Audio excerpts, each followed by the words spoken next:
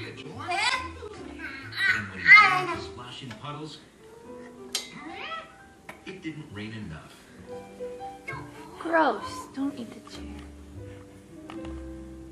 There we go. What you doing? George was tired of the weather messing up his fun. What are you doing? Tomorrow, he was Trying to be climb ready up for there? anything.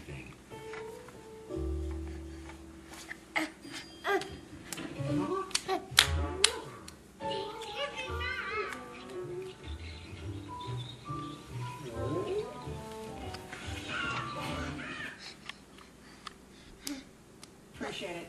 Now let's bring in some people who really are going to have to come public about their support or lack of it. Let's start with Democratic Senator Mark Warner of Virginia, joining us from Capitol Hill. Senator, thanks for taking the time. Thank you, Nancy.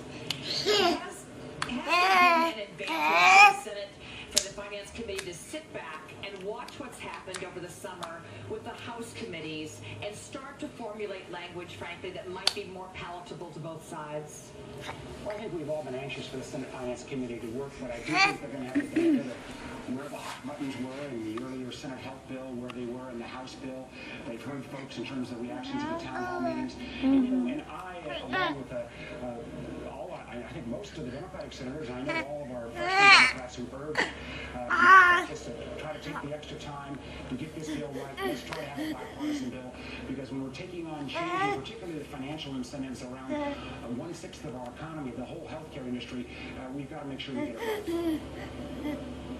You know, I want to go back to this immigration issue, because I think let's touch on something a lot of us haven't thought about. We know what illegal immigration looks like, but what if you are here legally, but you're not a U.S. citizen, yet you pay your taxes and you play by the rules? Are you going to be able to get coverage?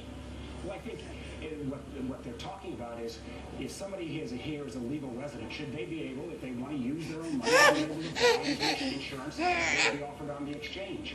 I don't understand how that would bother anyone if they're actually going to use their own money. I think some of the folks who've been raising these concerns, and I, for one, don't want undocumented persons here to be covered. I think all the bills will continue to reaffirm that. I think folks need to remember, under current existing law, if somebody shows up, don't roll that way, you'll hit your head. Doorstep out of a car accident, we don't check their legal status, we don't check whether they've got insurance. So the system right now is already paying for illegal immigrants health care if they access health care through the emergency rooms in the country already.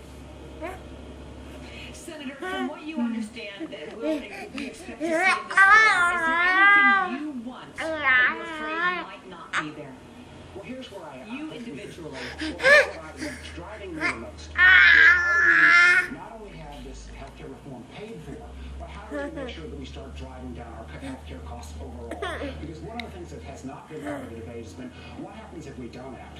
The biggest driver of our federal deficit is healthcare costs, Medicare and Medicaid. If we don't act, you're going to see insurance premiums double. If we don't act, you're going to see American business be less competitive on a global economy, because we have to pay $3,000 more per employee in our built-in healthcare costs versus our competitors abroad. So we've got to drive down costs, which means I think we need to move away from our fee-for-service basis around healthcare.